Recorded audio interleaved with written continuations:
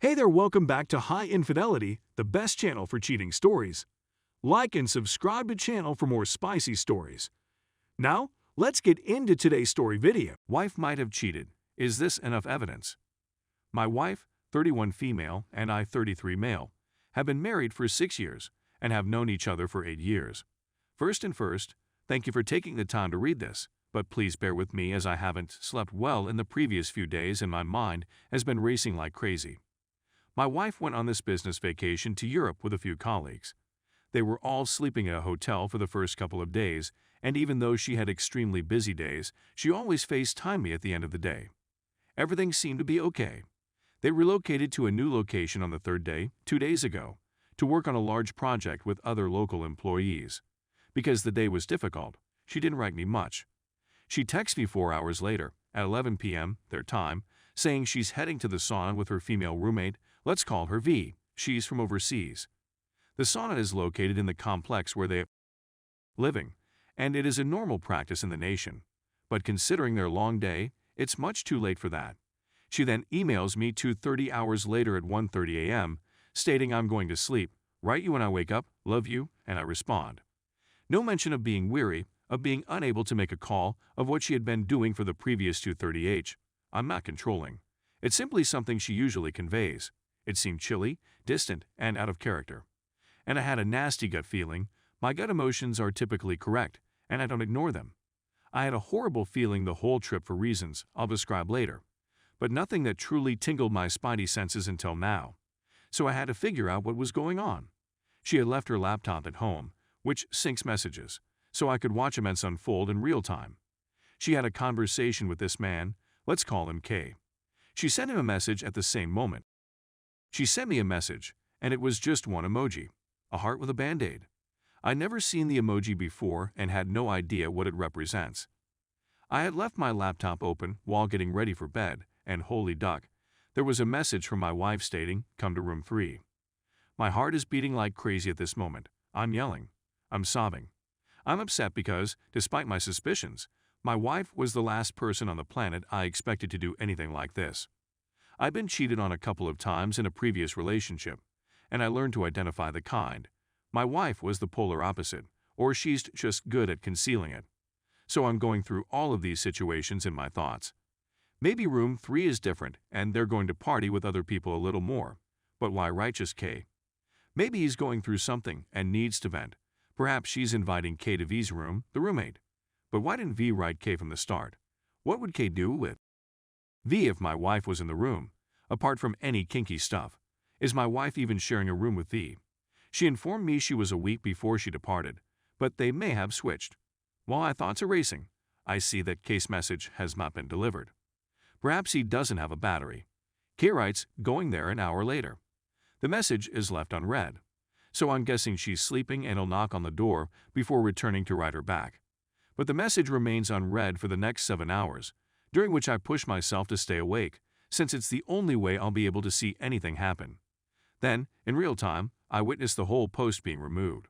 At this point, the few plausible options I had in my thoughts have vanished. 1 hour later, my wife emails another employee to let him know she has K's phone. K and my wife don't write to each other all day. Now, the reason I had a horrible feeling the whole trip was because my wife, a buddy, and I had gone out for drinks a few weeks before and met her colleagues. I'd met a handful of them before, but never K. I'd only heard of K in passing, and I don't believe she even works directly with him, which explained why I'd always hear a lot more about the other employees. We go to this pub, we're dancing, and K has something in his hand that my wife teasingly removes from him and puts in her pocket. That's when I got my first gut instinct. She is behaving quite differently towards this colleague than she does with everyone else. We all walk outside and I'm chatting to someone else as she talks to K. She's so near that she accidentally brushes his arm for 2 seconds too long. They hugged a few minutes later. I'm irritated because she's been overworked, going out with her colleagues, and expressing minimal love towards me all week, but she's doing it to this man. When we go home, I tell them I'm going to sleep on the couch. She exaggerates things, how dare you, puts her belongings in a bag, and claims she's heading to a hotel. It's too late and no hotel would check her in, so I tell her to go ahead. She walks away, but I go near the downstairs door shut. She forgot to bring her iPad, on which she was signed onto Instagram. I'm not proud of it again, but I had to see what was going on. I saw a post where she was planning a drink with another man she hadn't seen in years, but it didn't seem suspicious, a fake, they've always just been friends. And then I watch it getting removed in real time, and I become very up on it, missing other threads being deleted that I didn't have time to read. I texted her about these plans since I was inebriated. She first claims that he is just interested in seeing her acquaintance. That's a lie, I told her. Then she claims they didn't make any arrangements. I informed her that I had seen the texts. She continues to deny it, never claiming that it's just a buddy or whatever. Then she goes back to "How dare you question me?" followed by "I'm so pressured at work, I'm sorry I'm not enough, I can't be everything to everyone." I tell her that if she thinks I've misinterpreted anything, she can come upstairs and we can clear it up. She arrives, but once again refuses to clarify or acknowledge anything, and the conversation is all about how she isn't enough. She sobbed uncontrollably. I felt horrible, so I slept close to her. We don't speak about it again, since both of our weeks were fairly busy, but we make plans to do so when she returns. We went on dates and had fantastic sex in the last few days before she departed. I saw some mildly flirtatious text from both sides regarding her sleeping on his shoulder on the aircraft. In the messaging thread with Kay, no way they got adjacent seats due to how the check-in works, so they had to purposefully move. Although, given that all employees spend a significant amount of time together in person, it's understandable that there isn't much more in that thread. I waited for her to write / call me when she arrived at the hotel yesterday. I know since I found my iPhone. After a half-hour delay, I texted her to see if she was still out, since I was going to be. She phones to say she's just gotten to her room. Her neck is red all the way down to between her breasts. I can see it because of what she's wearing, like when we're making out and my beard is short and rubs on her skin. I inquire about it with her. She seems astonished, as if she didn't know, and tells me it was most likely her scarf. However, this is plainly just on one side and extends down deeper than a scarf would. I didn't want to push any further since I don't want her to think I'm too interested in her. I still need hard evidence. We spoke for an hour, but she was a little cranky.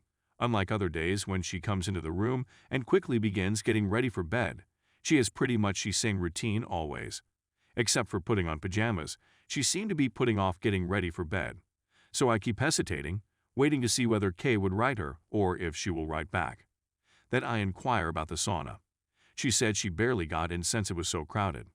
Then I question her about additional things, and they don't seem to match. I'd been up for more than 36 hours at this time, so I was recording the conversation in order to make sense of it afterwards. We hung up the phone. I eventually fell asleep. Sleeping has never felt better. I awoke this morning. There were no texts exchanged between Kay and my wife. A few hours later, she FaceTimes me. "I'll write you whenever I can," she replies, apart from a short check-in. If I don't, it's because there's a lot going on, and it's difficult to balance being here and being there. It's not because I'm doing something else, as you would imagine. Thank you, thank you, thank you for making it this far. My mind has been racing these past few days. There's so much I'm not sure of, but divorce has been on my mind at all times. We intended to purchase a home and have a child the following year. Even if nothing else occurred, she breached my confidence by saying she was going to sleep and then invited Kay to her room. Even if that hadn't occurred, she abused my trust by establishing a deeper friendship with Kay over my objections. She is jeopardizing both her profession, I'm sure her employees are suspicious by now, and her relationship. And I can't live the rest of my life looking at everything as a possible sign of cheating. She had 2 symmetrical spot bruises on her thighs that I only noticed a couple of days after she went out with her coworkers that she couldn't explain and I certainly didn't cause, or feeling compelled to snoop. But, at the same time, I believe there is insufficient proof for a divorce. Because our accounts are segregated for logistical reasons that would take too long to describe, it's not that straightforward. Her name is on the automobile. I can't simply threaten or talk divorce with her because I'm worried she'll relocate the money and I'll have to start again. And in the end, I'm heartbroken because I love her so much. She is the love of my life, my soulmate. But I also get the impression that the person I care about is no longer present. It just took a few days. I'm at a loss on what to do next. What if I'm mistaken? Edit 1. She's now flirting with me through text message. She hasn't been this happy in weeks. Edit 2. I failed to explain that she's been working from home since she started with the firm in January, so she's only seen her colleagues in person about a dozen times. Edit 3. I don't notice any new applications bought in the App Store, but something occurred to me. They both use Slack for work, which is far more easy and hideable than starting to use a separate app. Edit 4. She called me once more. She has returned to the initial place and is staying at the hotel. I spent the whole day in the workplace.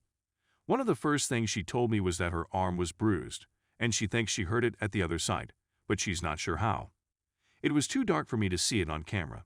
I'm all bruised up, she continued. Well, not all bruised up, just this bruise. Weird.